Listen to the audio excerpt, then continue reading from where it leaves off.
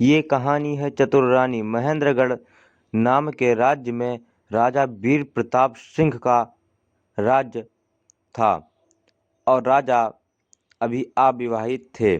उनकी शादी नहीं हुई थी और उनकी माँ उनकी शादी को लेकर चिंतित रहती थी और हमेशा उदास रहती थी। एक दिन अपने देखो, अब बहुत समय हो चुका है। मैं पिछले 3 वर्ष से तुमसे हर रोज ये कहती हूँ, लेकिन तुम मेरी एक नहीं बात सुनते। अब मुझे तुम्हारी कोई बात नहीं सुननी है। विजयनगर की राजकुमारी सुमित्रा का स्वयंवर है। मैं चाहती हूँ कि तुम उस स्वयंवर में जाओ। मैं राजकुमारी सुमित्रा को ही अपने राज्य की रानी के रूप में देखना चाहती हूँ। माँ, मुझे ऐसे ही किसी से विवाह नहीं करना। मुझे ऐसे ही किसी से विवाह नहीं करना। मैं अपने लिए एक ऐसी पत्नी चाहता हूँ जिसे पूर्ण रूप से सही और गलत का ज्ञान हो, जिसके भीतर गलत को परखने की चतुराई हो। मैं जिसे अपने राज्य की रानी बनाऊंगा वो मेरी उम्मीदों पर खरी उतरनी चाहिए। कोई तेरी उम्मीद पर तभी तो खरी उतरेगी जब तू किसी को देखेगा। यदि विवाह के लिए किसी राजकुमारी से मिलेगा ही नहीं तो तुझे तेरे योग्य राजकुमारी कैसे मिलेगी? राजकुमारी सुमित्रा के बारे में हमने बहुत सुना है। वो बहुत ही समझदार है। तुम उसके स्वयंवर में जाओ। मुझे पूरा विश्वास है कि तुम्हें वो जरूर पसंद आएगी। अपनी माँ के कहने पर राजा वीर प्रताप सिंह उस स्वयंवर की ओर रवाना हो गए और देखते ही देखते रानी सुमित्रा के महल के पास आ गए और वहाँ पर रानी सुमित्रा के पिताजी और एक से एक योद्धा एवं राजाओं बैठे हुए थे। था यहाँ पर तो उससे भी अधिक राज्यों के राजकुमार और राजा आए हुए। ऐसी क्या खास बात है राजकुमारी सुमित्रा में जो उनसे विवाह करने के लिए हर राज्य के राजा उत्सुक हैं? राजा वीर प्रताप सिंह ये सोच ही रहे थे, तभी रानी सुमित्रा के पिताजी बोलते हैं ब्रिजभान कि रानी सुमित्रा को सैनिक, तुम दासी से कहो कि बेटी सुमित्रा को स्वयंवर के लिए लेकर आए। सभी राज्यों के राजकुमार एवं राजा यहाँ उपस्थित हैं। राजा ब्रिजभान के कहने पर सैनिक दासी को बोलते हैं कि रानी सुमित्रा को महाराज ने बुलाया है। थोड़ी ही देर में दासी रानी सुमित्रा को लेकर स्वयंवर में पहुंच जाती है। रानी सुमित्रा इतना सुंदर होती है कि उसे देखकर सभी लोग आश्चर्यचकित हो जाते हैं। रानी सुमित्रा के आंखों में एक अलग ही तेज होती है जो कि सभी लोग देखकर और ही ज़्यादा हैरान हो जाते हैं। जब महाराणा वीर प्रताप सिंह की इतने सुंदर रूप के साथ आंखों में योद्धा वाला तेज भी है। राजकुमारी मुझे एक बड़ी योद्धा लगती है, परंतु बाहरी आवरण से प्रसन्न नहीं होना चाहिए। यदि ये भीतर से भी वैसी है जैसा मैं सोच रहा हूँ तब तो कुछ भी करके मुझे ही ये स्वयंवर जीतना होगा। राजा वीर प्रताप रानी सुमित्रा के बारे में अपने मन में सोच ही रहे थे, तभी रानी सुमित्रा के पिताजी बोलते हैं, पुत्री सुमित्रा, ये केशव नगर राज्य के राजा पुष्कर हैं। बहुत बड़ा राज्य है इनका। सबसे पहले आप इनसे ही भेंट कीजिए। क्षमा कीजिए पिताजी, परंतु यदि मुझे पूर्ण ज्ञान होता कि केशव नगर राज्य के राजा पुष्कर मेरे लिए होने वाले स्वयंवर में आ रहे हैं तो मैं इन्हें पहले ही आने से मना कर देती। क्षमा कीजिएगा राजा पुष्कर, परंतु मैं आपसे विवाह नहीं कर सकती और ना ही आप इस स्वयंवर में भाग लीजिए। ये आप क्या कह रही हैं राजकुमारी? आप मुझसे पहली बार मिल रही हैं तो आपको मुझसे इतनी घृणा क्यों कि मुझे अपने स्वयंवर में भी भाग नहीं लेने देना चाहती? और आपने ऐसा क्यों कहा कि यदि आपको पूर्व ज्ञात होता तो आप मुझे स्वयंवर में भाग ही नहीं लेने देती? मैं इसका उत्तर जानना चाहता हूँ क्योंकि ये मेरा अपमान है। यदि आप ये जानना चाहते हैं तो मैं आपकी ये इच्छा अवश्य पूर्ण करूंगी। मैंने आपके राज्य के बारे में बहुत सुना है कि आपके राज्य के निवासी सदा आपसे परेशान रहते हैं। अपने नगर के निवासियों पर अपने पद का जोर किस प्रकार चलाते हैं आप, ये सब ज्ञात है मुझे। भले ही आपके राज्य के पास सबसे अधिक धन और राज्य कोष है, परंतु एक धनी राजा से अधिक मुझे एक अच्छे हृदय वाला राजा की तलाश है और आप वो नहीं हैं। राजकुमारी सुमित्रा बड़ी ही खरी है। जो बात उनके हृदय में है वो बात उनके मुख पर लाते हुए उन्हें जरा भी संकोच नहीं हुआ। सत्य कड़वा हो तो भी मुख पर बोल देना चाहिए, ये मेरा मानना है। और ऐसी ही कुछ सोच राजकुमारी सुमित्रा की भी है। यदि ऐसा था तो आपको पहले ही अपने पिता से इस बारे में जान लेना चाहिए था। यहाँ पर आने के पश्चात आपने हमारा बहुत बड़ा अपमान किया है और इसका बदला हम आपसे लेकर रहेंगे। देखिए तो आपकी बातों से आपके भीतर एक और खामी पता चल गई है कि आपको अनगल बातों पर कितना क्रोध आता है, और इतना क्रोध एक राजा को शोभा नहीं देता। आप चाहे तो हमारे स्वयंवर में बैठकर देख सकते हैं, अन्यथा आप यहाँ से जाना चाहे तो हम आपको रोकेंगे नहीं।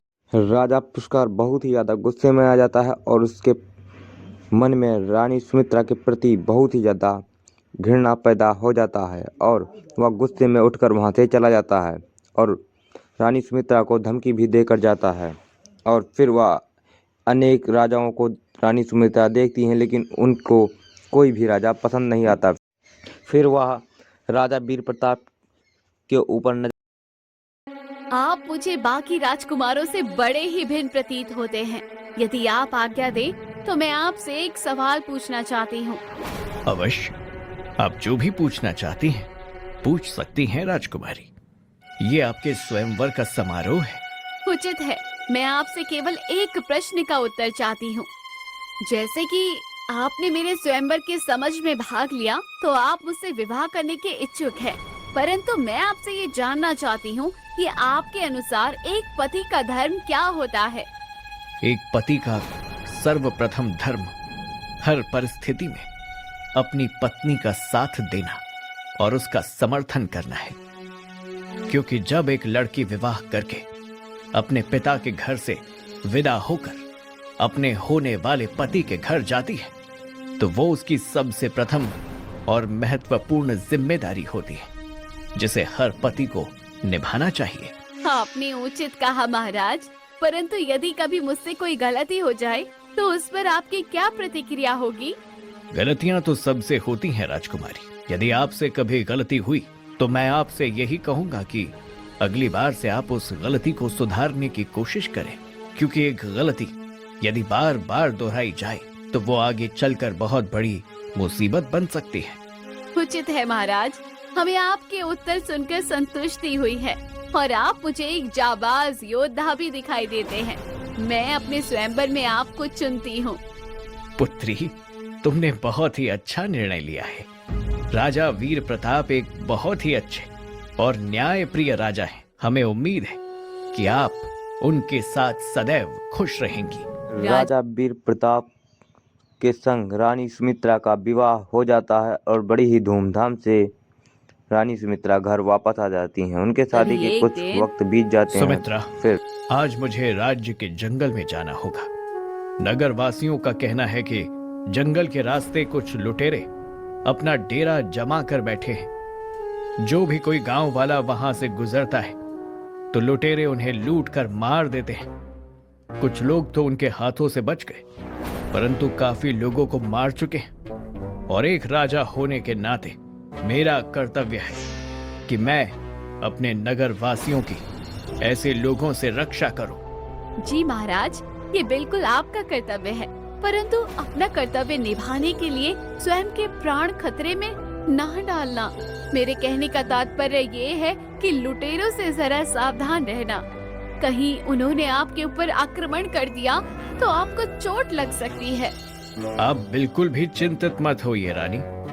हम एक कुशल योद्धा हैं और साथ साथ हमारे पास हमारी पूरी सेना है जो हमारे साथ जंगल में जाएगी। जब तक हम उन लुटेरों को बंदी बनाकर नहीं ले आते तब तक आप हमारे पीछे से हमारे माता पिता का ध्यान रखना, और तब तक समस्त राज्य का दायित्व भी हम आपके कंधों के ऊपर सौंप कर जाते हैं। रानी सुमित्रा ने राजा वीर प्रताप को तिलक किया और राजा वीर प्रताप अपने सैनिकों के साथ जंगल में पहुंच गए। सैनिकों, हमें हर मोड़ पर सावधान रहना होगा। अगर हमारी थोड़ी सी भी नजर हटी तो लुटेरे हमारे ऊपर कहीं से भी आक्रमण कर देंगे।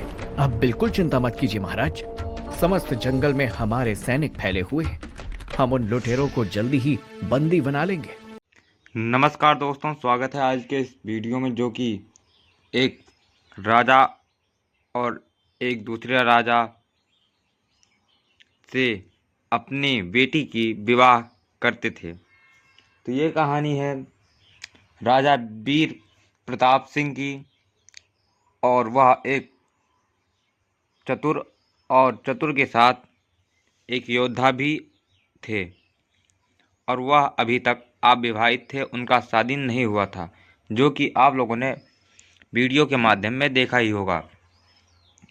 तो वह उनकी माता जो थी, वो अपने पुत्र के विवाह को लेकर खूब चिंतित रहती थी, परेशान रहती थी, क्योंकि राजा की अब उम्र हो चुकी थी विवाह करने के लायक। तो इसीलिए वह परेशान रहती थी कि वीर का विवाह कब होगा। तो इसीलिए बगल में ही एक ब्रजभान राजा रहते थे, जिनकी एक पुत्री होती है जिसका नाम रानी सुमित्रा होता है। रानी सुमित्रा को राजा वीर प्रताप ने कभी भी नहीं देखा था, तो इसीलिए वह देखने के लिए ब्रजभान के महल में जाते हैं। वहाँ पर काफ़ी सारे योद्धा और एक से एक कुशल राजाओं एवं राजा बैठे हुए थे। वहाँ पर पहुँचने के बाद राजा वीर प्रताप सिंह लोगों को देखकर आश्चर्यचकित हो जाते हैं, क्योंकि वहाँ पर एक से एक बढ़कर राजा होते हैं। और ब्रजभान अपनी पुत्री रानी सुमित्रा को बुलाता है, ताकि वह चुन सकें कि अच्छा कौन सा उसके लिए वर है। तो रानी सुमित्रा वहाँ पर आती हैं और अपने लिए वर को ढूंढने में, और वहाँ पर एक घमंडी भी राजा बैठा होता है जिसका नाम राजा पुष्कर होता है। उसके पास धन और दौलत की कमी तो नहीं होती, लेकिन रानी सुमित्रा पुष्कर के मुंह पर ही उसे शादी का करने से मना कर देती हैं, क्योंकि वह अपने आप घमंडी बहुत होता है। उसके अंदर किसी के प्रति प्यार नहीं होता, वह सिर्फ खुद ब खुदगर्ज होता है वह। इसीलिए रानी सुमित्रा को ऐसा व्यक्ति बिल्कुल भी पसंद नहीं जो कि खुदगर्ज हो, उसे सिर्फ अपने काम से मतलब हो।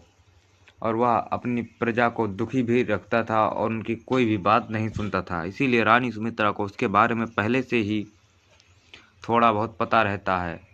इसीलिए रानी सुमित्रा बोलती हैं कि अगर तुम्हारे बारे में हमें पूर्ण ज्ञात होता कि तुम यहाँ पर स्वयंवर में आ रहे हो, तो मैं तुम्हें पहले ही जवाब दे देती। इसीलिए अच्छा ये होगा तुम यहाँ से चले जाओ, मैं तुमसे शादी नहीं करूँगी। रानी सुमित्रा का यह जवाब सुनकर राजा वीर प्रताप सिंह बहुत ही ज़्यादा खुश हो जाते हैं, क्योंकि राजा वीर प्रताप को ऐसे ही स्त्री की तलाश थी जो कि आदमी की व्यक्ति के मुंह पर ही दिल की बात कह देती है, कोई मन में संकोच नहीं रखती। और रानी सुमित्रा एकदम सच और खड़ी बात बोलती है, चाहे कितना बुरा क्यों ना हो, लेकिन रहता सच ही है, कड़वा सच हमेशा ही रहता है। तो रानी सुमित्रा पुष्कर को जवाब दे देती हैं, और पुष्कर को ये बेइज्जती बिल्कुल भी बर्दाश्त नहीं होती। पुष्कर ब्रजभान से बोलता है, अगर आपको मेरी बेइज्जती ही करनी थी तो आपने मुझे यहाँ पर क्यों बुलाया? मैं यहाँ से जा रहा हूँ रानी सुमित्रा, लेकिन आप एक बात याद रखना, अपने इस अपमान का बदला मैं लेकर रहूँगा। राजा ब्रजभान, मैं अपने इस अपमान का बदला लेकर रहूँगा आपकी पुत्री से। इतना बोलकर राजा पुष्कर वहाँ से गुस्से में चला जाता है, और सभी राजा और प्रजा देखते रहते हैं उसको। फिर रानी सुमित्रा सभी राजाओं को देखती हैं और उन्हें कोई भी राजा पसंद नहीं आता। वह एक से एक योद्धा और बलशाली राजा से सवाल जवाब करती हैं, लेकिन उनके मन को कोई भी नहीं भाता। तभी उनकी नज़र राजा वीर प्रताप के ऊपर जाती है और वह तुरंत उनके ऊपर खुश हो जाती हैं और उनसे कुछ सवाल पूछती हैं, जो कि राजा वीर प्रताप ने बहुत ही अच्छे से और होशियारी से उन्हें समझा दिया। इसीलिए रानी सुमित्रा विवाह करने के लिए राजा प्रताप से मान जाती हैं और राजा बृहद्रथ अपनी पुत्री रानी सुमित्रा का विवाह राजा वीर प्रताप से कर देती हैं और खुशी खुशी वह वहाँ से विदा हो जाती हैं। कुछ समय बीत जाता है, तभी जंगल में कुछ बदमाश चले आते हैं और प्रजाओं का लूट लेते थे। अगर उस जंगल के रास्ते से कोई जाता तो उसे लूट लिया जाता था। यह खबर राजा को जल्द ही पता लगती है और राजा अपने सिपाहियों के साथ उस आतंकवादियों का यानी लुटेरों का खात्मा करने के लिए चले जाते हैं। लेकिन आतंकवादियों का यानी लुटेरों का संख्या ज़्यादा होने के कारण, वैसे तो राजा वीर प्रताप के पास सेना बहुत होती है, लेकिन वह जंगल को चारों तरफ से घेरते हैं और काफ़ी बड़ा जंगल होता है, इसलिए उनकी सेना थोड़ी कम पड़ जाती है और राजा वीर प्रताप के पास कुछ ही सेना बचती है। इसीलिए चोर लुटेरे उन पर भारी पड़ जाते हैं और राजा वीर प्रताप के ऊपर तीर चलाने लगते हैं। तो क्या हुआ राजा वीर प्रताप सिंह का, देखेंगे अगले पार्ट में। तब तक के लिए जय हिंद जय भारत। अगर आपको ये वीडियो पसंद आया तो कमेंट में ज़रूर बताएं। मिलेंगे अगले पार्ट के लिए। अगर आप हमारे चैनल पर नए हो तो वीडियो को लाइक, चैनल को सब्सक्राइब और कमेंट में ज़रूर बताएं। अगला पार्ट देखने के लिए लाइक एवं सब्सक्राइब जरूर करें। मिलेंगे अगले वीडियो में, तब तक के लिए जय हिंद जय भारत।